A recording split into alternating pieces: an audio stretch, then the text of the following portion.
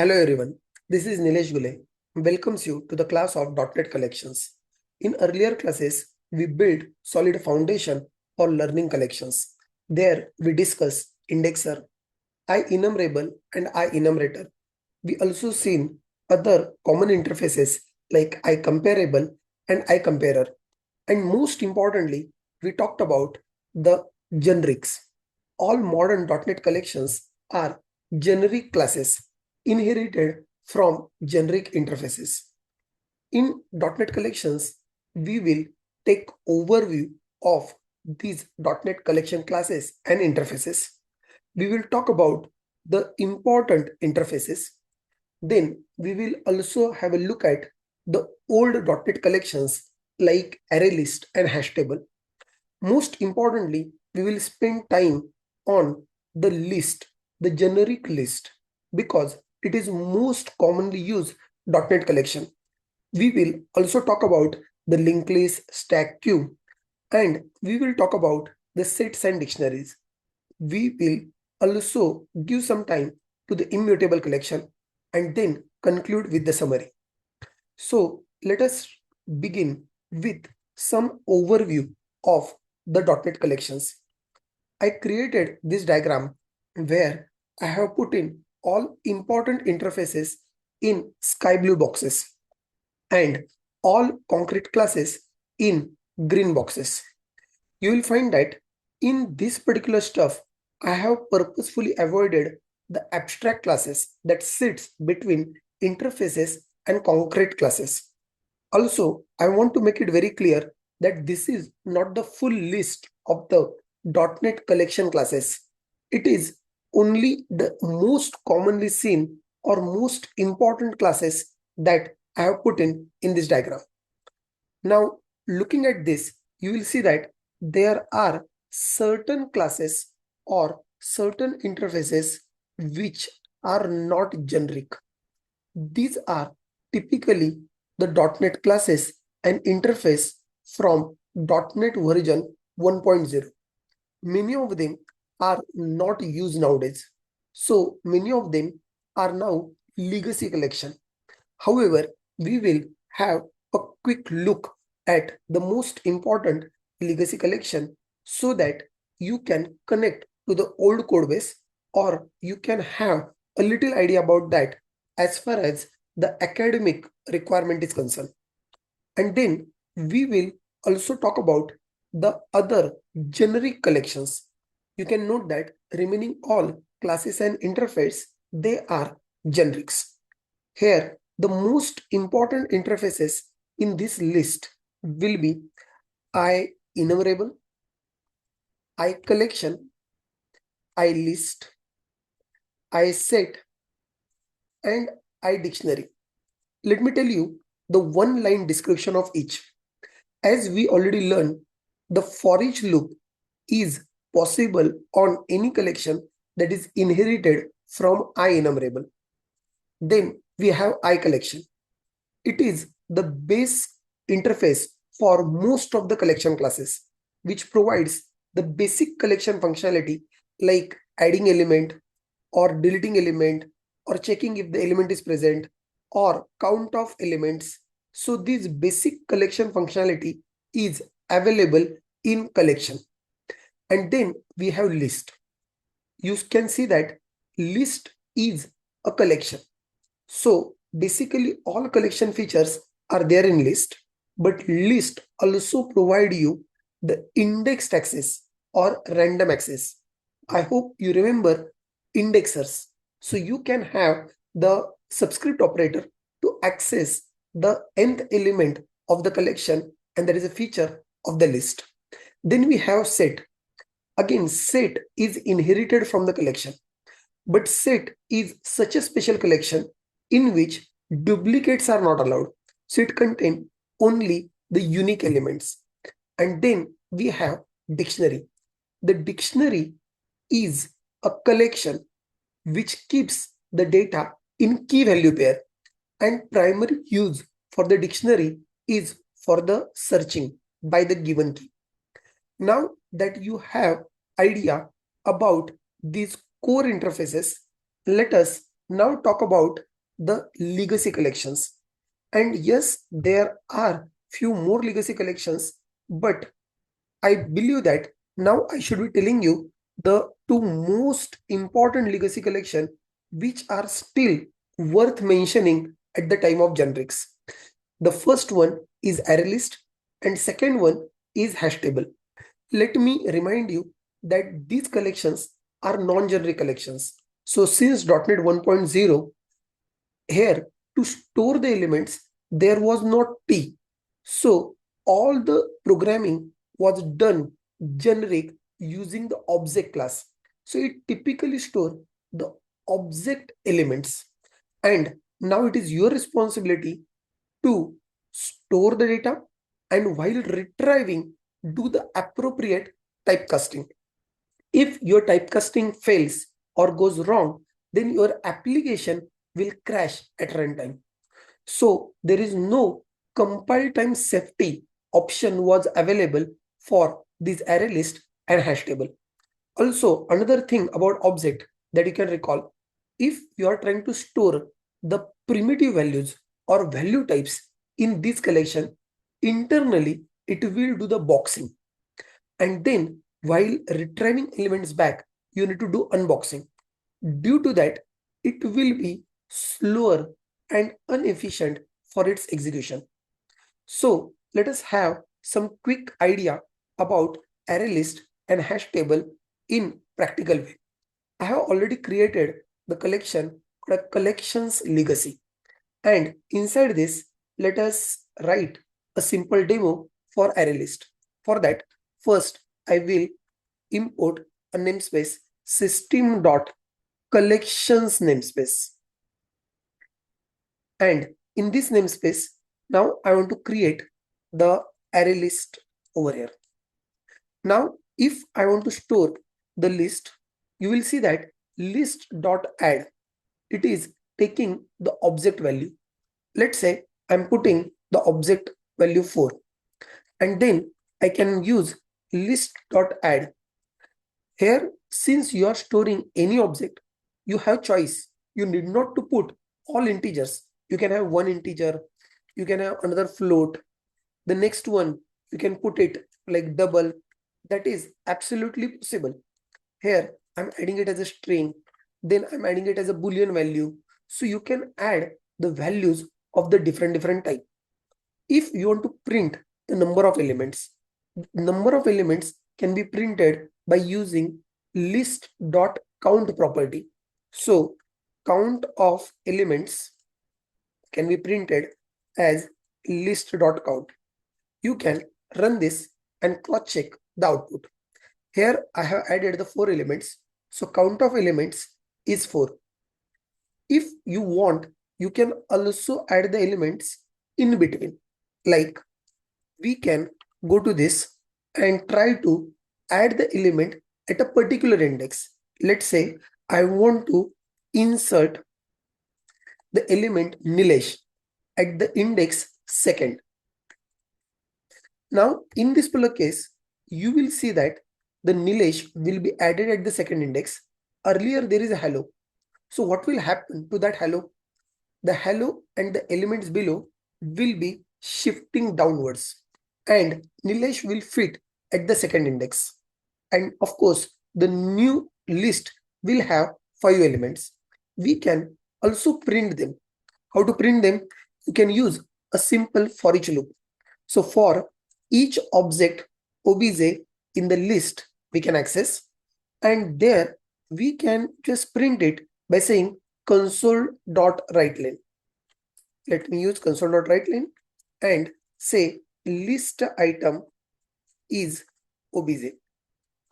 Let me run this and you can check that Nilesh is added at the 2nd index over here, and the remaining elements are shifted downwards. Anyway, here we can also access list using indexes. So how we can access it using index? For that, the list have already given us indexers. So here we can use, let's say, list of 0, which is initially 4. I can replace it from 4 to, let's say, 108. And then if you want it, you can print it one more time. But this time I'll show you how I can print it using the indexes. And for that, we can use a loop. I is equal to 0, I is less than count, I plus plus. And then console.writeLine, let me print the list item once again. Here we will access it as a list of I. Let me also print the index along with this. Let me run this, and you can check that earlier there was a 4, now it is replaced by 108. If you want, you can remove the particular element of the list, and that particular element of the list, either you can remove it by saying remove at, where you can give the specific index and then element at that index can be removed. Let's say I'm saying remove 3. So the element at the third index, that will get deleted. If I'm not mistaken, the third index now should be hello. So this hello is now deleted. And you see that the true is shifted upwards. That is wonderful. And there is another way that I can delete the element. That can be done by saying only remove, where you can pass the object to be removed. Let me just pass true, where I can delete that boolean element. So let me run this, and you will find that even that boolean true is also lost. If you want to delete all the elements at once, so there is also a function called as a list.clear, so that all elements are deleted. But obviously, after all elements deleted, the remaining elements will be only 0. So you will see the count of elements after deleting all elements will be 0. This is how you can use list in the legacy applications. Now, let us talk about the hash table. So hash table is storing the data in key value pair. I'll give you some simple example. If you want to store the mobile number and some person name into the contact, then it is always stored in pair, so that for the given name, mobile number can be searched faster. Here you can consider name like a key and mobile number like value. Let us try to implement something similar over here. For that, I'll write another main, and inside this, let's say I want to store the ID and the student. How we can do that? Let us create the hash table first. Hash table, you can give any name, and it is new hash table. This is also part of system.collection. Now, in this, I want to add the element one by one. So I can say that map.add, and let's add number 3, we have Elon. Then map.add number 2, we have, let's say, Bill. Then map.add, let's say 4, we have Sundar. Then we have map.add, let's say 1, we have Steve. And you can keep adding the elements one after another. You can note that in this case, the key is also object and value is also object. So both are objects. Now, what if I want to find the element from the map? Because the main important feature of the map, of the hash table, or you can call it the dictionary, is searching by the key. So if I given the ID of a person, then how I can find out that particular person? That is actually very easy job. Let's say, for example, I have this ID is equal to 4, and I want to find the element of that ID. So let me get the name is equal to map of ID. Please note that this is again an indexer syntax, and this map of ID will again return me the object. So it is my responsibility that if you want to get it back to the string, I should be doing the appropriate downcasting, and then we can print it. Let's say found name is nothing but name. Let us run this, and then you can check that for 4 we have Sundar. If you want, you can also try to add the new element into this. How we can add a new element? Let me purposefully add an element for which key already present. Let's say 1, and I'm putting it like Tim. Will it work? Let us give a try and check if it is working. You'll find that this is giving me error saying that it is an argument exception, an item is already added. In other words, you cannot add the elements with duplicate keys in the hash table. Okay, so what if I want to overwrite the corresponding value? Is it possible? Let me give another try.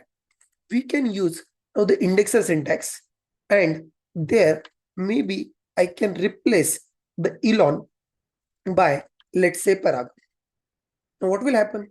This elon will be overwritten by Parag. So this overwrite the previous value. Let me search the element with ID 3. Let us run this, and you can see that now you get it Parag. What if you try to write the element for which key doesn't exist? Let's say I'm saying that map of 5 is equal to mark. Now in this particular case, will it really add the element?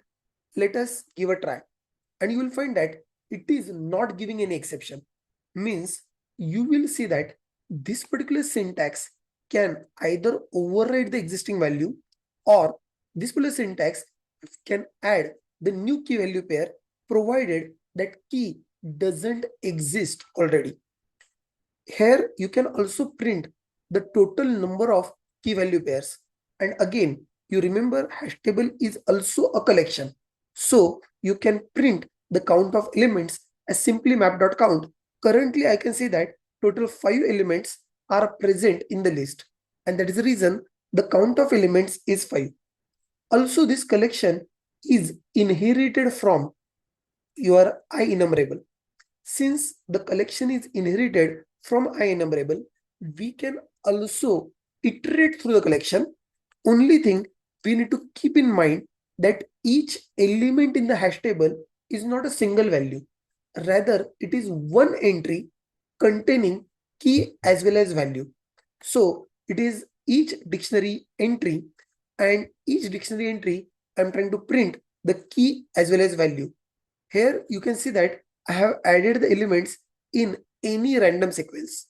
But when I run it and I try to print it, there you see that the elements are not maintained in the same order. You can say that this particular collection is unordered collection. Here you got the idea about this hash table and ArrayList. These are two very popular legacy collections. Of course, as I said, this legacy collection has got performance issues, has got type safety issues, and that is the reason in modern application we should never go for ArrayList and hash table implementation, but we should go for the generic collection. And which generic collection is most popularly used? Yes, you guessed it correctly. The generic collection most popularly used is the list, which is inherited from IList, that is in turn inherited from ICollection, and that is inherited from IEnumerable. In fact, if you're not very sure about which collection to be used, your first preference should be the list collection. So I believe it's worth spending some time on the list collection, understand it practically, do a couple of demos on that, and then we can go on to the next collection. So let me take you to the Visual Studio once again. I have created another project like collections generic, and inside this, I want to start with the list demo. As I said, for that, you need to get the namespace, and namespace for all generic collection is system.collections dot generic. Now, let us create a list of integers. You can call it as a list is equal to new list of integer. There you can try to add the elements randomly as per your choice. So here I'm adding few elements at random. Let's say 22, 11, 55, and then 44. Let us try to also print the count. Let me try to print the count like number of elements, and number of elements is list.count. Of course, now 5 elements are added, so the count should be 5.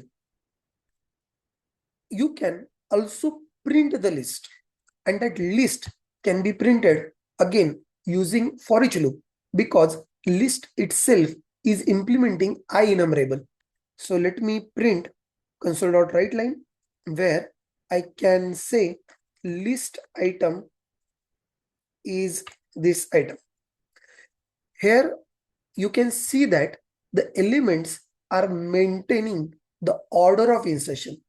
If you want to add the element in between, like ArrayList, here also we have the insert method, where you can specify some index and try to add some element over there.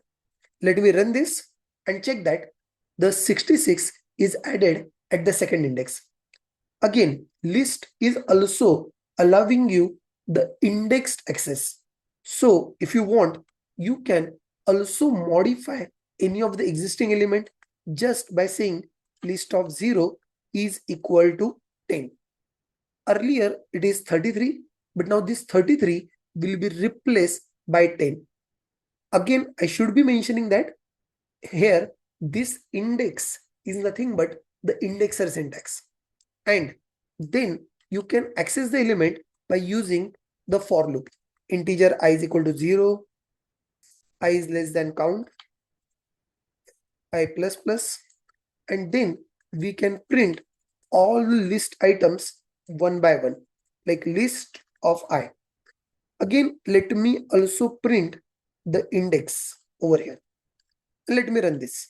There you will see that 33 is replaced by 10, and remaining all elements you can see in the particular order. That is great. If you want, you can also remove a particular element, or you can also remove the element at a particular index. So giving a try, let's say list dot remove, and list dot remove will remove the given element. Let's say if I put it 11, then the 11 itself will be removed from the list. Let us also try to remove from a particular index. Let's say I'm trying to remove at index 4, and that I'm giving remove at 4. Let me run this, and there will say that the 4th index element is now deleted from the list. Now you see that we have the list, we can do the basic operation. But one interesting feature about enumerator, I want to show it to you. Let me do it in another small demo. So let me create a new list, and here I also want to show you one quick demo of the collection initializer. So as you can initialize the arrays directly with the curly braces at the object creation, .NET also use this particular concept for the collection initializer, where we can directly use curly brackets and can give the elements over there. As I was telling you, I'm supposed to show you something about the enumerator. So you know that for each loop internally uses enumerator, and then we can print the elements one by one. You will find that yes, all these elements will be printed very well. Now, what if while iterating, if I want to delete a particular element? Let us give a try. So while iterating, if I want to delete one element in between, like for example, if item is equal to 55, Now, when I reach to the 55, I want to delete that 55. So list dot remove, and then I'm mentioning this item, or I can mention 55. So what will happen? You expect that it will print 33, 22, 11, and then after 55 is deleted, then it will go to the 44 also. However, you will see one error over here, and check that error, which is saying that it is invalid operation exception. The collection was modified.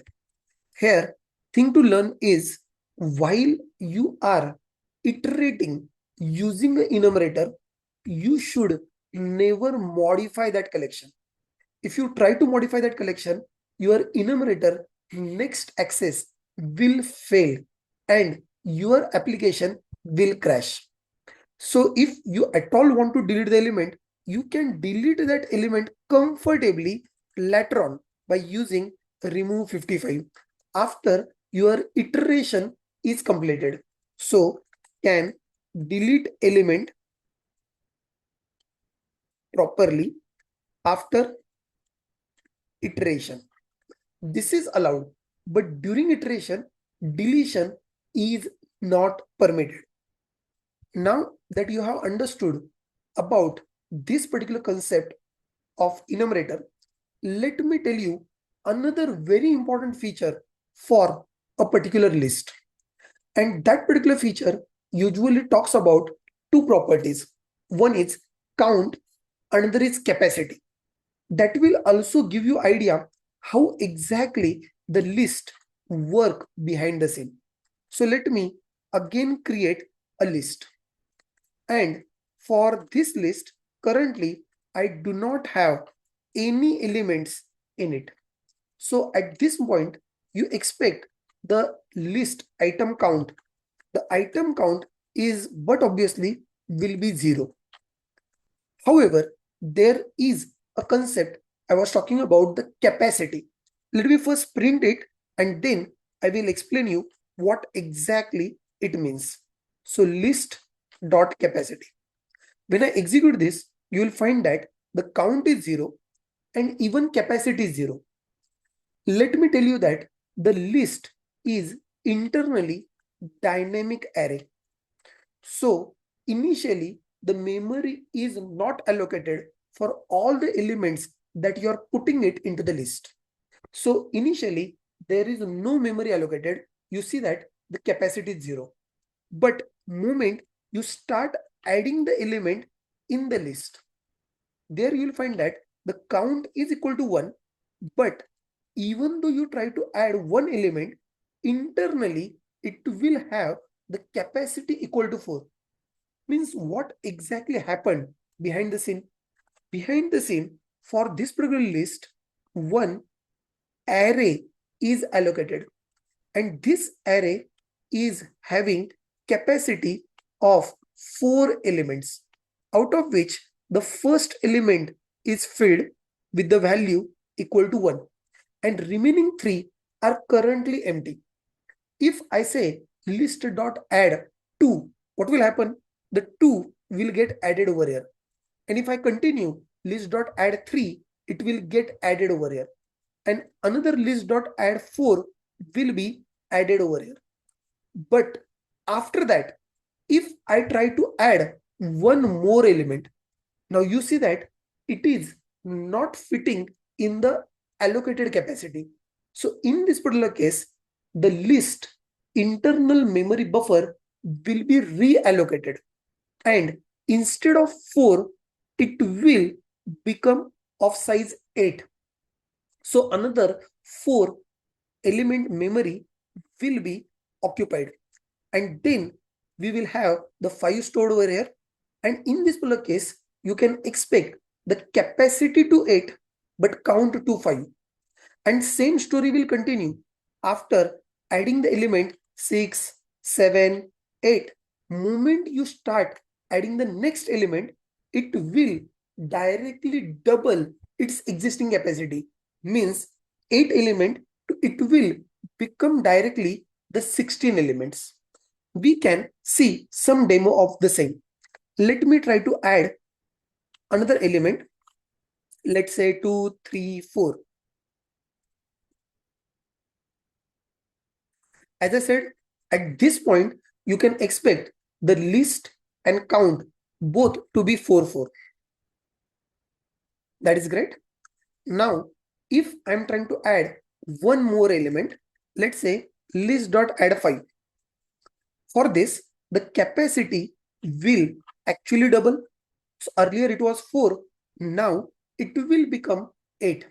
But the number of elements are 5. There, if you want it, you can keep adding the elements and again it will grow from 8 to 16. You can verify it by yourself. Here I want to show you something different. If you do not want this excess memory, then you can also tell the CLR that whatever existing memory that you have allocated, the unused memory can be deleted.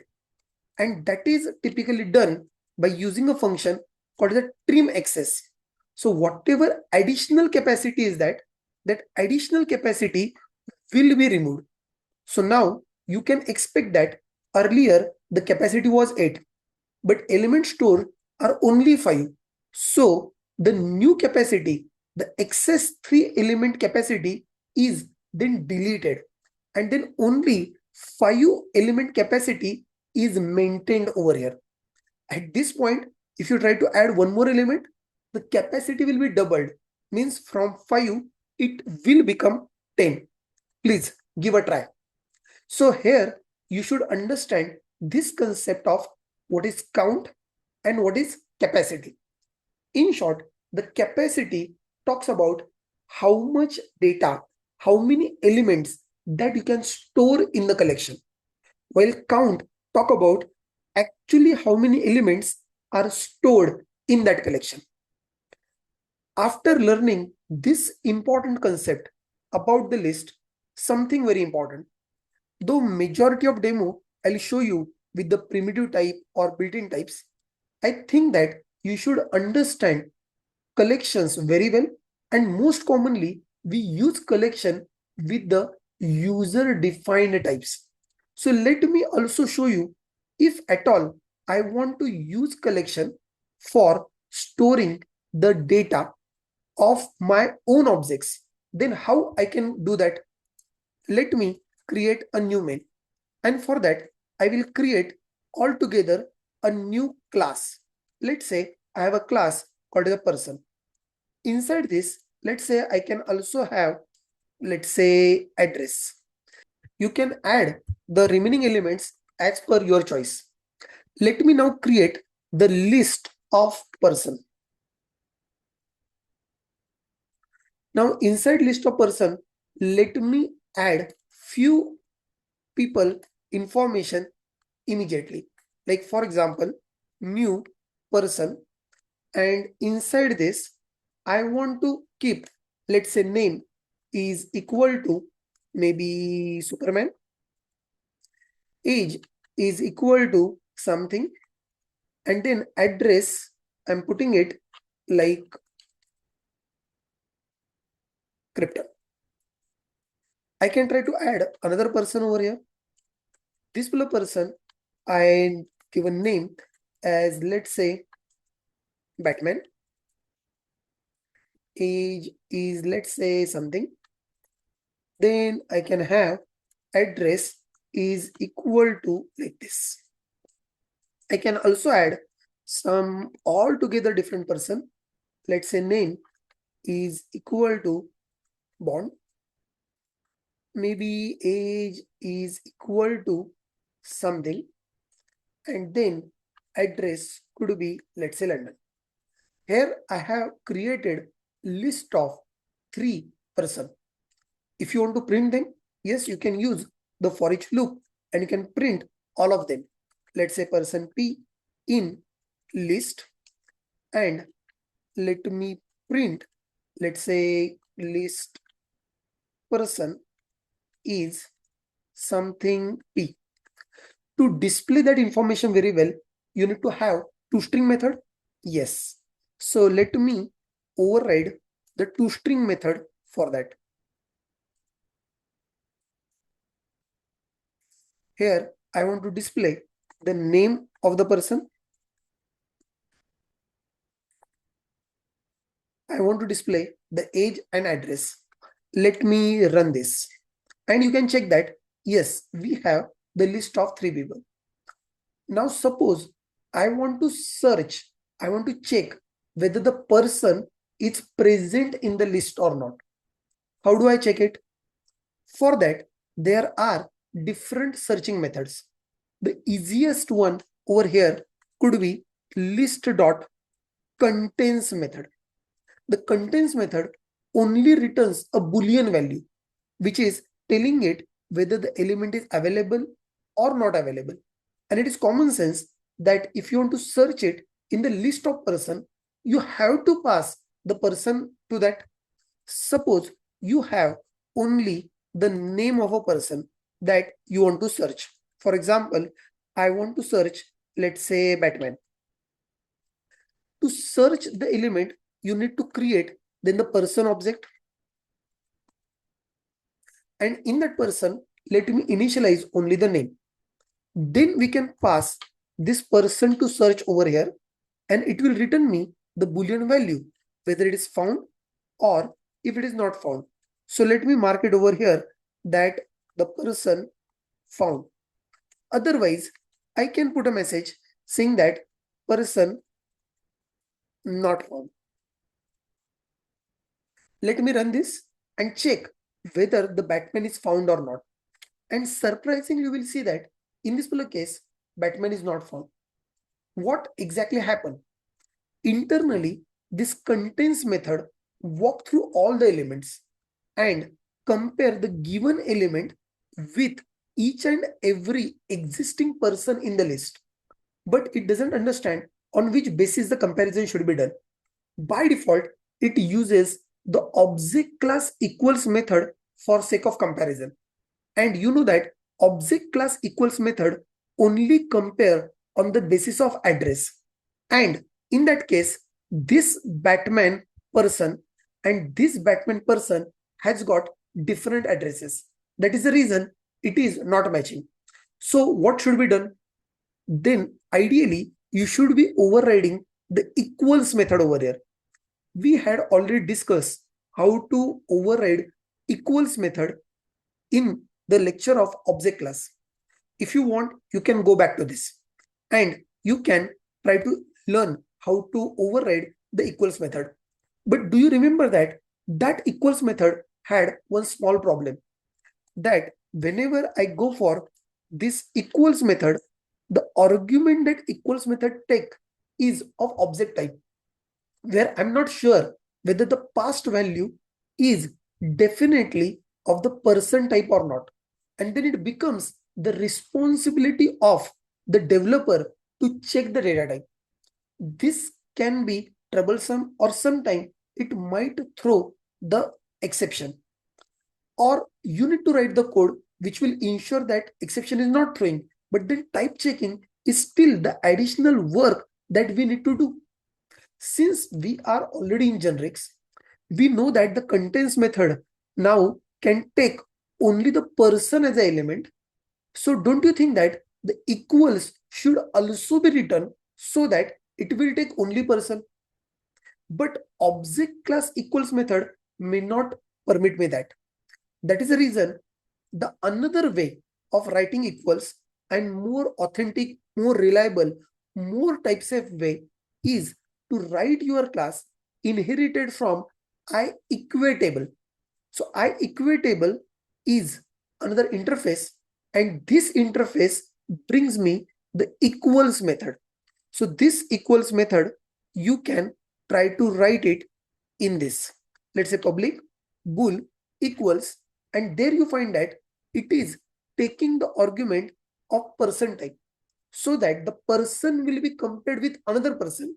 You need not to check the type explicitly inside equals method. And as you are aware, we want to do the comparison on the basis of name. So we should be writing the appropriate logic. If this dot name is same as other dot name, then we should be returning true. Otherwise, we are returning false. Now I guess this code should work very well. Let me run this and it will ensure that the Batman is found in the list. Like this, you can also use the other methods like list dot find method or list dot find index method. If you want to use them effectively, you need the actual equals method to be written either from the object class or from IEquitable. Also, what if I want to sort this list? Now, currently you see that this list is just put in a random order. If you want to sort the list, do we have any function like sort? Yes, it is available. And just by saying list.sort, do you think that it will be sorted? Let me give a try and then you can witness that it is giving me the exception. I hope you remember that similar exception we got when we were trying to sort the array. Because if you are trying to sort the list, then the array element or the list element must be inherited from IComparable. I hope you remember the IComparable implementation that we seen in earlier class. Let me quickly write IComparable and there let's say that I want to sort on the basis of, let's say, age. So I can write this method, let's say compare to, and there, for example, I want to sort it on the basis of age. How I can do that? Let me write it return this dot age minus other dot age. Will it work? Answer is yes. And you should be able to see that they are sorted by the age. But I hope you remember that the IComparable implementation should be consistent with the equals method. So let me go with the standard practice where I want to sort on the basis of name. If you want to sort by other ways, then you should look for IComparer. I leave it as a homework for you. Here we talked about how we can use the list class effectively. After learning about the list class, it is time to go for our next collection. And next collection I will talk about is linked list collection. Well, this linked list is internally implemented as doubly linked list. And it is really useful when you want to add or insert frequently in between, or you already have some node and you want to add or before or after that particular node. At that time, the operations will be really fast. But otherwise, if you are just trying to make a list, I will always advise that better you go for the normal list instead of linked list. Let me show you one very small demo of linked list.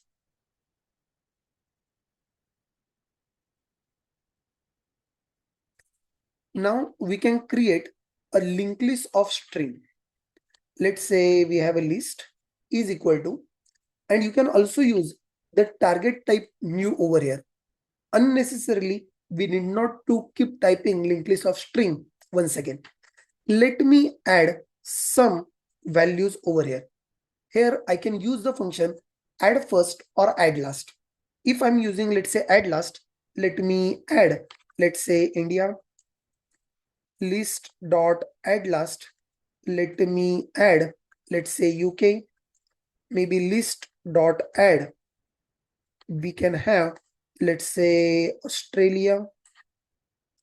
We can try to add one more, but here I will try to add it before the first element. Maybe add first, I want to put it, let's say, Nepal. You can put number of elements one after another. Let me check if I can print all the elements. Please note that the linked list is not inherited from IList. So it doesn't allow you the indexed access. You can only have the sequential access using for each. So for each item in the list, let me print the list item over there, and that list item, it will print it in a given sequence. So probably the first one, Nepal, will be printed, and then remaining elements will be printed one after another. You can again use the count method. You can again use the remove first or remove last kind of methods. So please go ahead and explore so many different functions available in the list class. You can use this linked list more or less like a D queue, double-ended queue, where you can add and remove from both the ends of that list. Now we can talk about the next. The next data structure that we have is stack.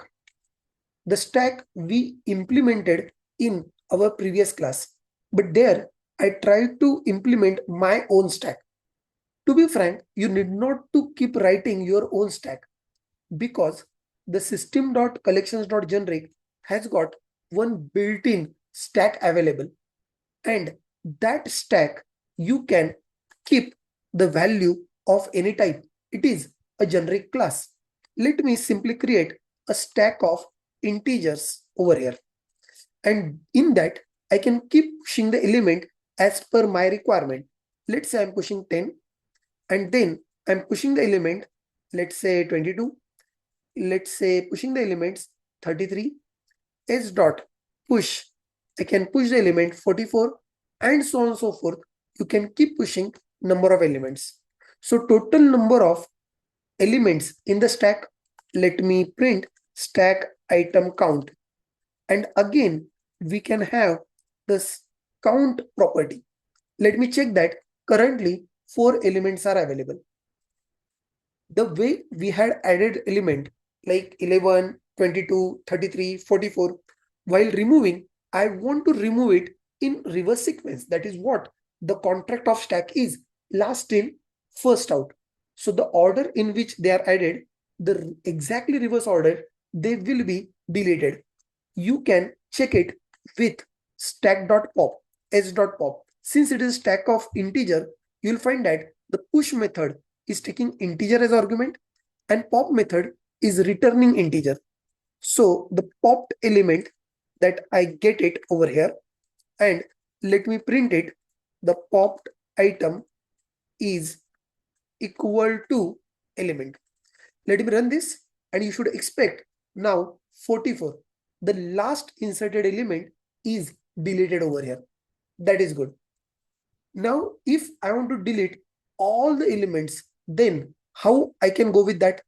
Maybe I can put it in a loop while my stack is not empty.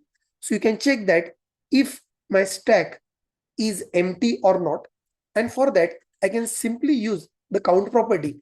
So while count is greater than 0, let me pop all the elements one by one, and it will simply print 44, 33, 22, and 11. I hope this is straightforward stack implementation that you can see. Likewise, we can also have the queue implementation. So let me go ahead and create another main. Inside that, we can look at the queue class. This queue of integer, again, we can use the target type new, so that we can create the object of queue, and then to insert the element, what we have is a function enqueue. Enqueue means enter in the queue. So we can insert the same element 11, 22, 33, 44. But queue provides you first in first out behavior. Means whatever you have inserted first, that will come out first. Here, the elements are added in the order 11, 22, 33, 44. Exactly same order, the elements will be retrieved. So to delete the element, we have the function dequeue, delete from queue. Let me run this, and you can cross check that elements are added in order, and in the same order the elements are deleted. These are the most important features of a stack, queue, and linked list. By the way, this stack and queue, they are internally infinitely growing list, and the time complexity of all major operation for stack and queue is O of 1, means they will be done quite fast. After talking about these, the linked list, stack and queue, it's time that we should talk about the special collection. And that special collection is nothing but the set. I already told you the set is one which doesn't contain duplicate element. So let us give a try and check if this goes well. So let me create another main, and in that main we will try to create a set demo. Let's say we are having a hash set. I'll create the set of integers, and then I can try to add the elements in that. Let me try to add the element, let's say similar 11, maybe I'm trying to add 55, and let's say 33, maybe I'm adding, let's say 22. Purposefully, I'm putting the elements in the random order, and then I want to print all the elements over there. Let me check whether it will print the element in the same order in which I have inserted it. Let us run it and check. You will see that we added the elements in a sequence 11, 55, 33, 22, and 44. Exactly same order is maintained by HashSet. So here you can see that HashSet is an ordered collection that maintains the order of insertion. What if you want to remove a particular element? You can try to remove the element from the collection by saying remove 55, and that 55 number element will be removed as well. Yes, it is gone. Also, what if I try to add a duplicate element? I already told you duplicates are not allowed, but by mistake, if you try to add a duplicate, then what will happen? You will see that that element, that add operation will be ignored. It will not be added twice. You can see that this add method is having the Boolean return value, and it returns true if the element is added to the hash set, but it will return false if the element is already present. In other words, if the element is duplicate. So this is returns false and element not added again, because the duplicates are not allowed. These are the basic features of the hash set. But when you talk about the sets, don't you recall the sets in mathematics? Yes, this set is also useful when it comes to the set operations.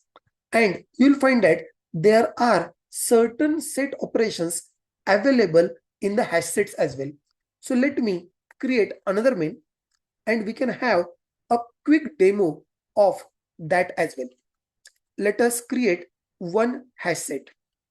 Let's say set of integer. I call it a setup, and I'm saying that it is new hash set. We can use the curly brackets, and inside this, let me put in some elements over here 1, 2, 3, 4, 5. Let us create another hash set, and in this hash set, I will have another set of elements like hash set, where I will have elements like 4, 5, 6, 7. You can see that 4 and 5, they are common in both. Now, can we get these common elements? You'll find that there is a function available called as intersect. And you can say that set1 intersect with set2. What it will return me? It returns me IEnumerable. So it returns me some collection internally. Let's say I can talk about intersection. This is nothing but IEnumerable of integer. And then we can try to print it using for each loop. So for each integer item in intersection, let me print, let's say intersection, and we have the item. Of course, here I'm expecting 4 and 5. Let me run this and you can check that yes, 4 and 5, these are the common elements in both the sets. We can also get the union of them. How we can get the union? Let's say set 1 dot, we have the function called as a union, and with that I can pass, let's say set 2. What it will return me? It will return me another IEnumerable, and let me name it as union. Now I can try to print the elements from the union. Let's say for each element, console.write line, I'm printing the union elements over here. Let me put one empty line in between and let me run this. There you see that all the elements I'm able to get that. I hope you have noticed that 4 and 5, they are not duplicated. Then we can go ahead, and there is one more last set operation that I want to show you. It is about the subtraction, where we see that set 1 except set 2. So I want to get the elements of set 1 except the common elements from set 2. So it is a kind of a set subtraction. Now here we can give a try. Let me create another IEnumerable object for this. And then let me use for each loop once again. And let me print the elements. Here you will find that 1, 2, 3, 4, 5, out of which 4 and 5, they are common in set 2 also. So other than 4 and 5, the remaining elements 1, 2, 3, they are displayed over here. So whenever you want to avoid duplicates, or whenever you want to perform the set operations, you should think of the hash set. Now, the last important collection, and that collection is nothing but the dictionary. Again, the dictionary over here is quite similar to the hash table that we learn, because it is again keeping the data in key value pair. However, it is a generic class. Since it is a generic class, we can mention the type of key and the type of value. So let me create dictionary of integer to string. And then in this dictionary, I want to add the elements once again. Let's say dictionary dot add. Let's say 1, and I'm adding, let's say string. Another, we have the second element, let's say 2, maybe bill. The third element that I'm trying to add is, let's say Elon. Another fourth element I'm trying to add is, let's say Sundar. You can keep adding the number of elements over here, and purposefully let me put it in the random order. If I want to print all this dictionary, iterate through all the elements, then I told you in dictionary, all the elements are stored in key value pair. So each element itself is object of key value pair. And from that key value pair, I can print the key as well as value. So I can print, let's say key is equal to item.key, and then value is equal to item.value that we are displaying. Let me run this and you can check. Here you find that we added the elements in the order 3, 1, 4, 2, and exactly same order is maintained in the dictionary. So again, this is a ordered collection which is maintaining the order of data insertion. But the most important feature of the dictionary is to search in the dictionary. So let us again try something similar over here. What if we have some ID and you want to search for that ID? To search for that ID, we can have dictionary of ID, and there you say that the index will actually return me the corresponding string directly. There is no need of typecasting anymore because dictionary is generic a class. So there are no runtime failures. The compile time checks are supported by the compiler. And then we can try to print it. Let's say found name is equal to name. Let us check if it is working.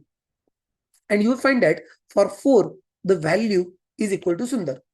But what if you take this ID from the user and user give you ID, let's say 8, which is not present in my dictionary? What will happen? In that case, your code will fail with the exception like key not found exception. You recall in Hashtable, it was returning null, but over here, it is throwing the exception.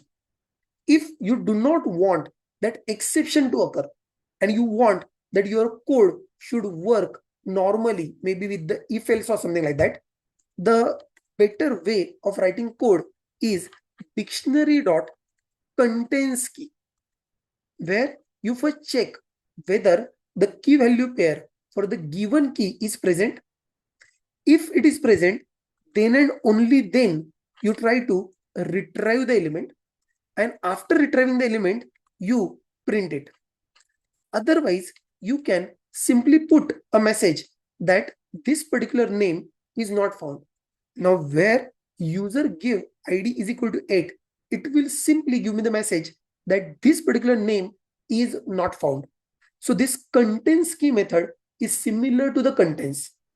The important thing about the dictionary and even hash table is that the elements are internally searched on the basis of hash code and equality of the key.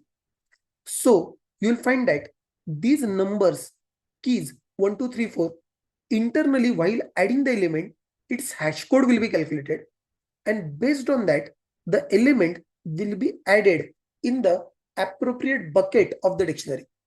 And then while retrieving back or while searching, the element will be again searched with the hash code.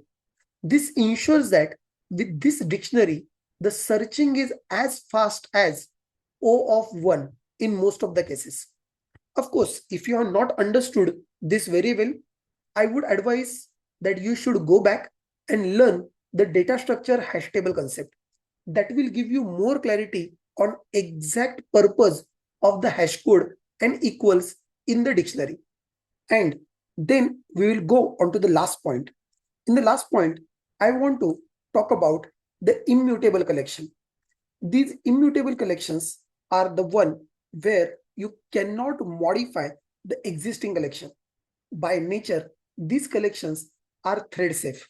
Means if you try to perform multiple operations on these collections via multiple threads, then it will never be corrupted. Does it mean that if you try to add the element or remove the element, it will fail or will it crash? The answer is no. Here, immutability is implemented in a little different style. You will see that in case of immutable collection, if you try to add any element, then internally it will create a new collection. You can see in the example that by default list 1 is having only 2 elements, 1 and 2. And when I try to add 3, it will not modify the list 1. Rather, it will create a new collection which will contain 1, 2, and 3. The common immutable collections are immutable list, immutable dictionary, and immutable hash set. You should use this immutable collection popularly into the functional programming and multi-threaded systems. Let us take a look at summary of this. So we said that in modern times, we should always use the generic collections. So by default, you always start with the list. If you want unique element, you should go for hash set. If you want faster searching by the key, then dictionary is the best choice. If you're looking for last in, first out behavior, then stack is best. First in, first out behavior, queue is best. And if you look for thread safe, immutable behavior, then you should go for immutable list. In this particular session, we talked about the .NET collections. And in upcoming sessions, we will keep using these .NET collections. One of the biggest thing in .NET after collections is nothing but link queue, like language integrated query. And in the next lecture, we will see how to use this link queue with the arrays or these collections. So stay tuned for the next class. Bye bye.